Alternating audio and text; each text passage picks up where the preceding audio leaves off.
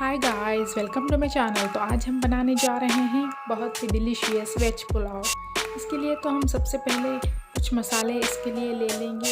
यहाँ पर मैंने ले लिया है कुछ अदरक, कुछ ऑनियन मैंने ले लिया है यहाँ पे, और कुछ लहसुन की कलियाँ, और करीब कुछ 3 ग्रीन चिलीज़, और यहाँ पर कुछ कोरिएंडर लीव्स और पुदीना लीव्स। हम इसका अच्छे से एक फ़ाइन पेस्ट बनाकर निकालेंगे। अब एक प्रेशर कुकर, इसमें हम ऐड करेंगे करीब 4 टेबलस्पून ऑफ ऑयल, कुछ इसमें खड़े मसाले, तेज़पत्ता, और इसमें हम ऐड करेंगे कुछ चॉप्ड ऑनियन, और इसे अच्छे से सौटे होने देंगे।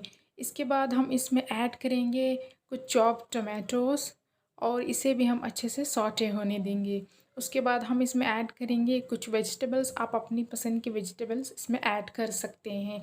इसके बाद इसे अच्छे से स्टर कर लेंगे, और उसके बाद हम इसमें ऐड करेंगे ग्रीन मसाला जो हमने अभी पीस कर रखा हुआ था, और इसे भी इन सभी वेजिस में पका लेंगे। इसके बाद हम इसमें tablespoon of red chilli powder, 1 tablespoon of turmeric powder, और इसमें स्वाद के अनुसार इसमें नमक ऐड कर लेंगे, और इसे अच्छे से पका लेंगे।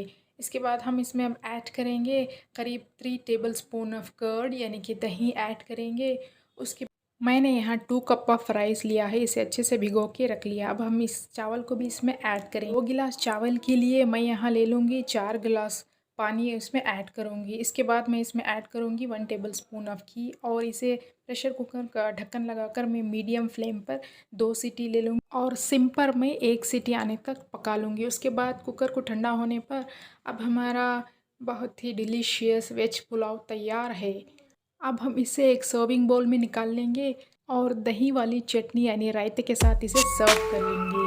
ये देखिए, सो डिलीशियस वेज पुलाव तैयार है। Thanks for watching.